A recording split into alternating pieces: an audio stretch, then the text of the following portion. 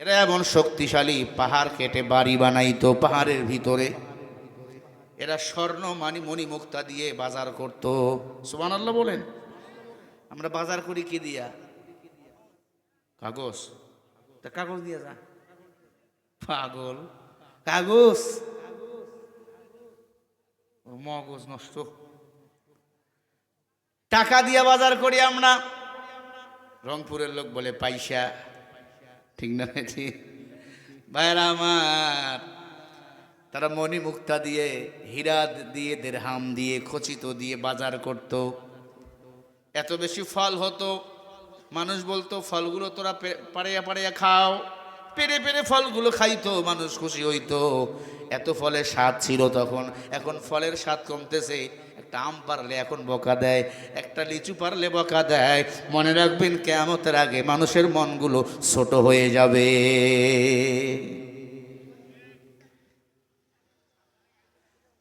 দুইজন জেনাকার মহিলা ওই পালোয়ানদেরকে ডাক দিল, শোনো, তোমরা তো জীবনে বিয়ে বসো নাই, কারণ তোমাদেরকে পৃথিবীর মেয়েরা ভয় পায়, কারণ তোমাদের হাইট এত উঁচু।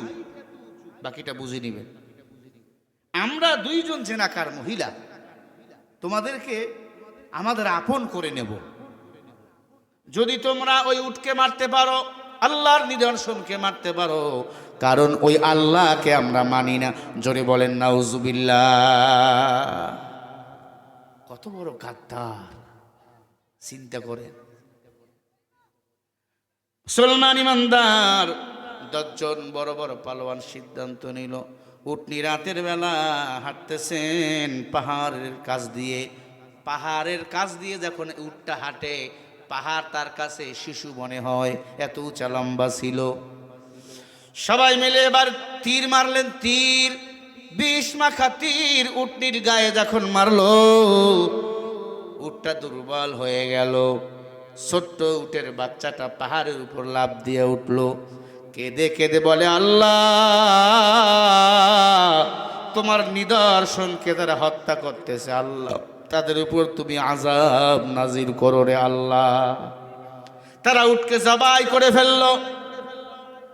রাতের মধ্যে গোস্তগুলো ভাগা ভাগা করে পুরা সামুদ জাতির মধ্যে আপনার বন্টন করে দিল।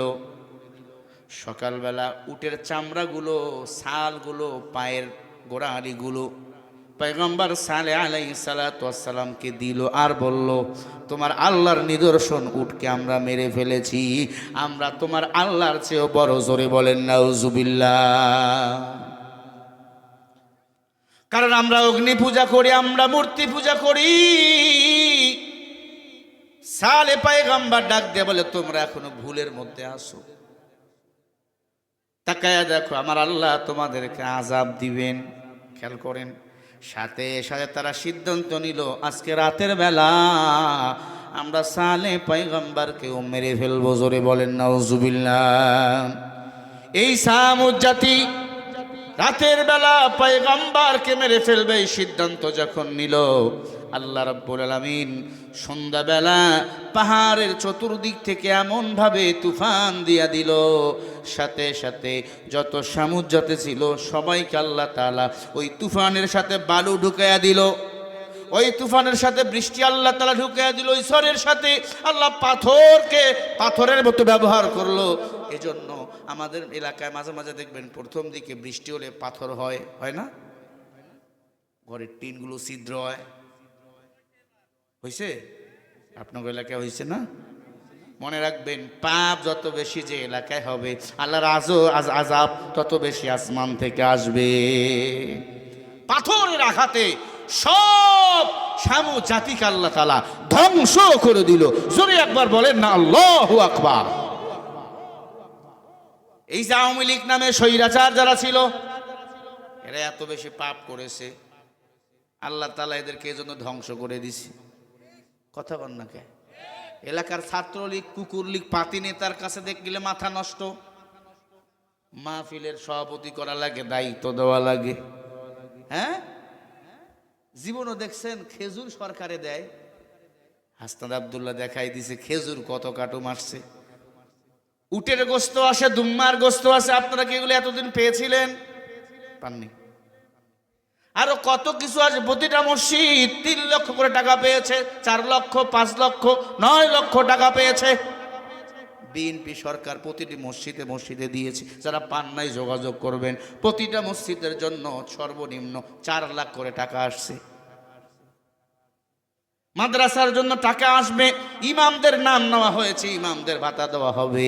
এভাবেই যদি চলে, তারেক রহমানকে বলবো, তোমাদের বিরুদ্ধে আঙ্গুল যে তুলবে তার আঙ্গুল আমরা ভেঙ্গে দেবো। কারণ তুমি ইসলামের পক্ষে যদি থাকো, আল্লাহর কসম আমার আল্লাহ ভালোবাসবে, বাংলাদেশের ওলামা ইকরামও তোমাকে ভালোবাসবে। ঠিক কিনা? এক দোয়া অনুষ্ঠানে দেখলাম বাইতুল মুকাররমের ইমাম আব্দুল মালিক হাফিজাহুল্লাহ, তারেক রহমান সাহেব দাঁড়িয়ে আছে, আব্দুল মালিক বসে আছে।